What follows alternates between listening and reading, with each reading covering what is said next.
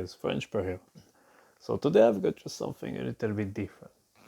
So I found this video from Pixelz, really interesting, where basically he showcased his Scotty build, and since I did one recently, I was like, hey, let's see what he has to say, let's see what his idea is, and let's and why not giving you my 2 cents on it, giving you a different perspective from someone who plays differently than he does. I can tell that, and I think that you can learn something from it, and I think it's really interesting. Okay, so there we go. Let's so yeah, basically I will just be listening to what he has to say, and I will be commenting over it when I think it's needed. Hey everyone, how's it going? Pixelz here. In today's video, I'm finally giving you a new Scotty build on Evil Dead the game. So I haven't done a Scotty build back from when the game first come out. There's been a lot of different balance changes, and I've become a lot more experienced player since then. So I've been requested to actually do like a higher damage Scotty build, and this is one I actually find very helpful and I find very useful, and I do really well with throughout the game. And of course, this guy has a lumberjack axe mastery, so it's kind of specking around that is definitely the best thing you want to do here. So let's begin anyway. So the first one, I just put 1 point into the last word. 50% can be helpful. Maybe later on down the line, if I have some extra prestige points, I'll maybe put it in the last word, because going fast through the heavy attacks with the lumberjack axe, you can actually kind of get the last word pretty easily. For the final hit damage being an extra 50%. However, at the moment, because I don't even have him like with an extra prestige point yet, I'm just kind of leaving that at 1. So all right. Okay, so that was interesting. So he puts 1 point, and then he goes over and explains why. He says that basically it's very good, 50%, and it gives you more damage, which is the whole point of his build, by the way. His build is about damage, or supposed to be. But then he's like, I don't have I'm not prestige yet, so I can't put it. So he knows it's good, he knows that he should put it there, but still he doesn't. So yeah, that's a bit interesting. So what I would say is just put points there. Don't think twice. When you know it's good, as he seems to, he knows it obviously, but he didn't put points there because he was like, oh, I should put it somewhere else. But no, just put your points on it, max it out. Even if you're not prestige, just max it out. It's really important. The reason being, his passive when you do heavy attack gives you damage, like like damage around you. There is like a radius, and it's really important. That will buff that damage as well. Super important on Scotty. Anyways, let's keep going. So, the next one we're going to go for is 3 points in Artful Dodger. So a lot of people, this is kind of a controversial topic around like, oh, you should only really put 1 point in here, so you're still getting your 2 dodges. However, I found that the way you play a Scotty is you're swinging a lot of heavy attacks, and you need the stamina cost reduction really helps out a lot during combat like that, because you're going to be susceptible to taking hits. Okay, so there I completely agree. Outfit dodgers, the 5%. The thing that he doesn't mention, because I don't think maybe he doesn't realize it yet, is that in reality, outfit dodger will give you I think it's 5% for the last one, 5 extra percent, or maybe 10. And when you see that skill, you think, oh, so I'm going to be able to dodge 2 times. And if I skill on it, I'm going to be able to dodge 2 times still, not 3, so it doesn't matter. Well, no, it's all about the regeneration, stamina regeneration. So basically, it gives you a boost at how fast you can get your third dodge. When you dodge 2 times and then your stamina starts to recover and you want to dodge again, that's when it starts to matter, this skill. So that's one thing he doesn't say, because maybe he didn't figure it out yet. But yeah, basically what he says is kind of similar, so it's interesting. You're going to be very vulnerable taking easy hits like that. So if you have the 3 and Awful Dodger and the upgraded Pink Fuck with the stamina, what you'll find is you will get 2 dodges, and then maybe you'll wait like a second, and then you get a third dodge, which is really strong for warrior. And then again, like I said, you maybe only need like a third of your stamina bar to actually pull off a dodge. Just slightly over a third, obviously. So yeah, basically it's about the third dodge, the fourth, the fifth, the sixth. When he just keeps going.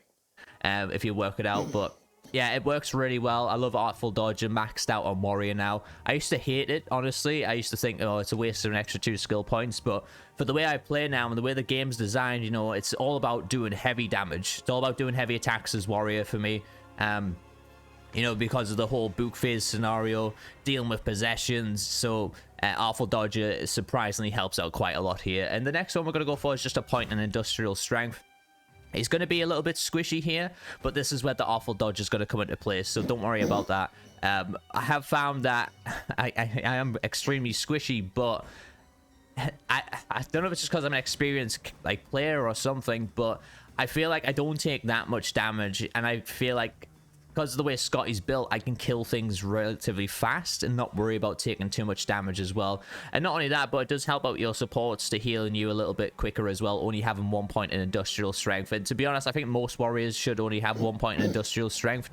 Okay, well, it's really funny there to me. Basically, he just gave you 3 or 4 reasons not to use industrial strength at all, but he still uses it, still puts 1 point in it.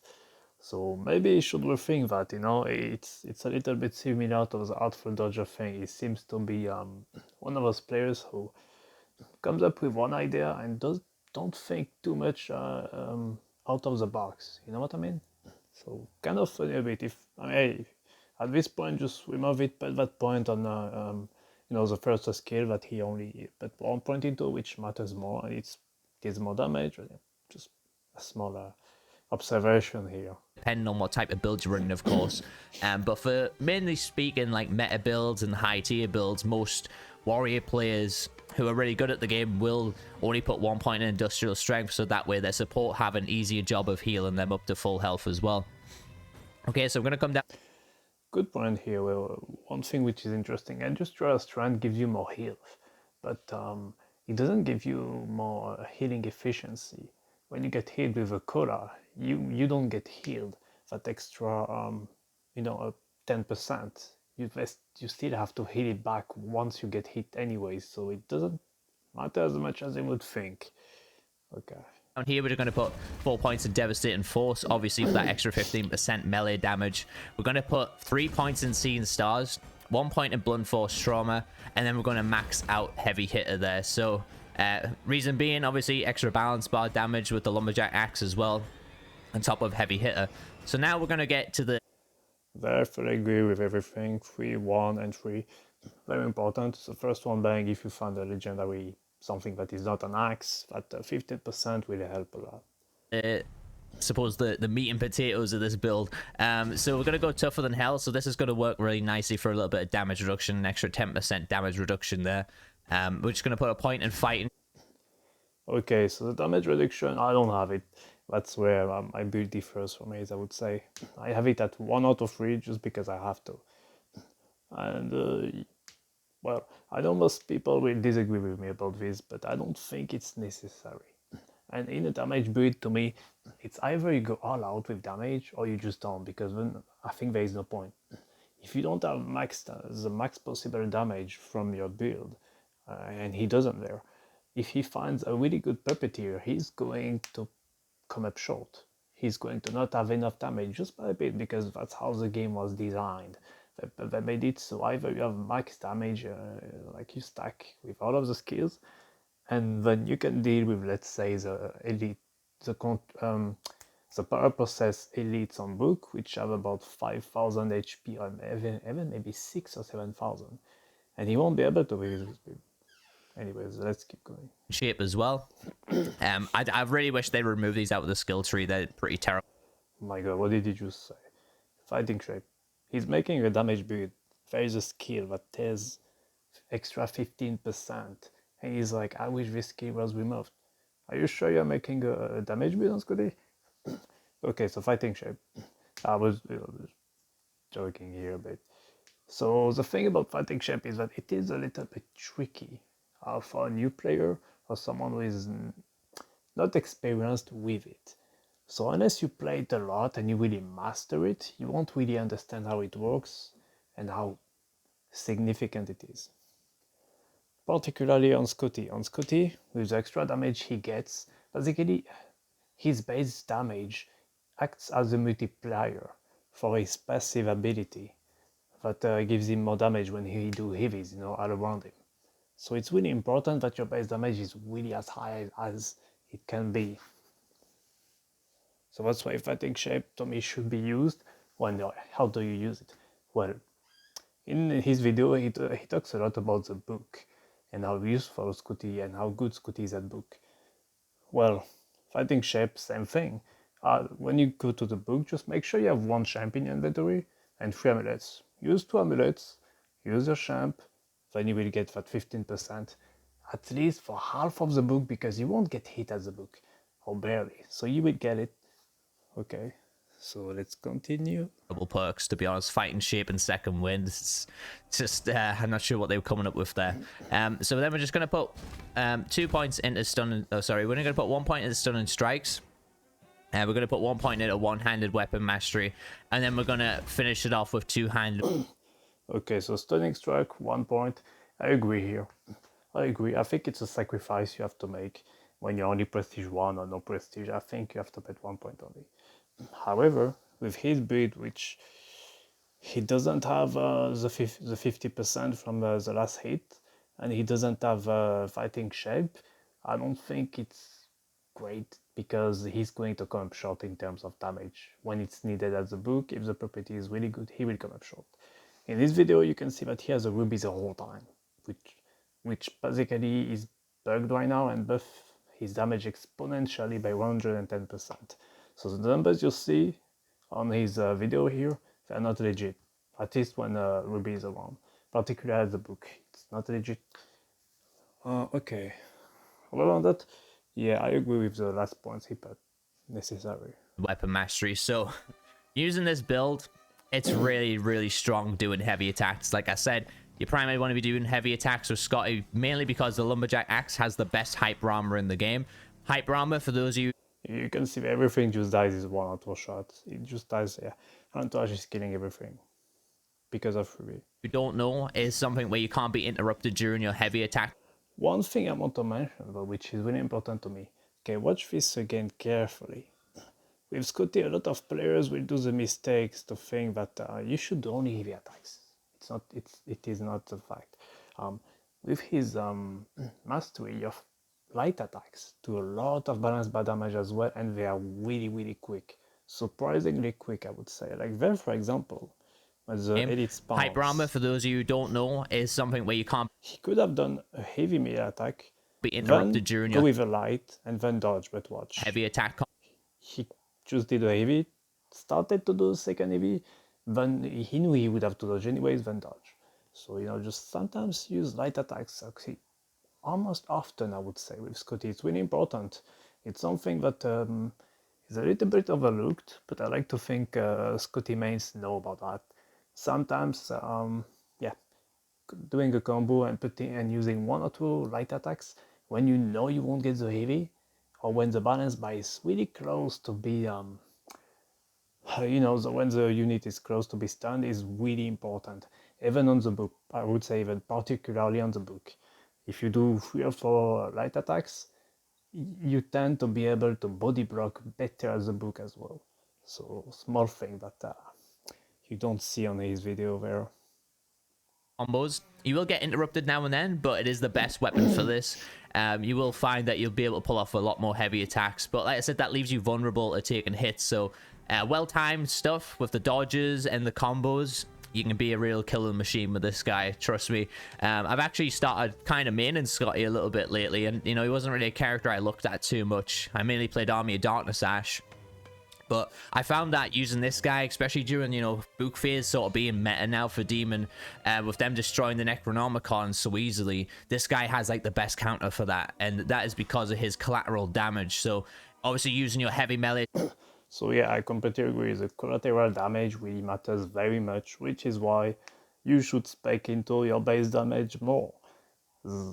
He says it himself, he knows it, he just hasn't, I think he just hasn't figured it out yet, because it's not obvious as I make it sound right here. So yeah, okay. Attacks inflicting additional damage to nearby enemies. It also kind of staggers them a little bit as well, so they take a little bit of damage there from a 15% from a heavy attack, which is quite a lot, considering you have quite a lot of units around you. And then on top of that, obviously you do have his thunder thrust ability, which again, it's not a great ability, but it will help out during those Necronomicon situations. So if you want to know how to spend the pink fuck with this build, what I do is I go stamina first, and then I'll go for melee damage, and then I'll go straight for shield. That way I can get my amulet. Okay, so here I do agree that if you are new or not very experienced, you should go for stamina first. That's the one thing for sure. But then, if you do find a lot of chests early, like let's say in 20-30 seconds, you find 5 pink F, you should go into stamina, then fear, and then melee. Just one small detail here. Popped up, one amulet for 2 shield bars. You want that on warrior as fast as possible as well. But obviously it works really well for the melee, going that first after stamina, so you get the faster attack speed with the lumberjack axe. And like I said, you can make this guy a total killing machine. And like I said, I've been requested to do a high damage Scotty build, and this is the one I run currently on all my streams, and this is what I have the most fun doing. I find it the most successful build on him as well, honestly. So yeah, as you can see, he's playing with Ruby, so his damage is exponentially buffed. It's like 1100, and if I had my build there, I think I would do up to 12,000. I think. Oh yeah. He had the purple axe. Okay, yeah, I would do like 2,500 possibly. So yeah, he could have more damage if he specs into it more. You can with Scotty. And like I said, you're a little bit squishy, but honestly, you'll find that the 3 and 3 awful dodges stuff, well-timed dodges, not having to wait for another dodge so much, will help out greatly with this character. And, you can deal with, like, the power possessions from Elagos a lot easier and all that good stuff. But anyways, hopefully you guys enjoyed this build. Hopefully you enjoyed the video. If you enjoyed the video, leave me a like if you're...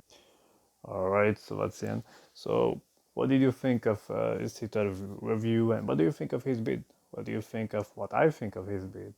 And what do you think of, getting both perspectives and kind of a middle ground? I think, I think it's great. I think it's quite interesting to me to see someone else's perspective on a build that I also made recently. Feel free to check my video on Scotty. I think I published it like few days ago, and the damage there is no Ruby, by the way. I don't have the broken damage from Ruby, and I'm doing basically, I think, a better damage than he is with his build. So interesting to watch, I believe. So thanks for watching, and see you next video.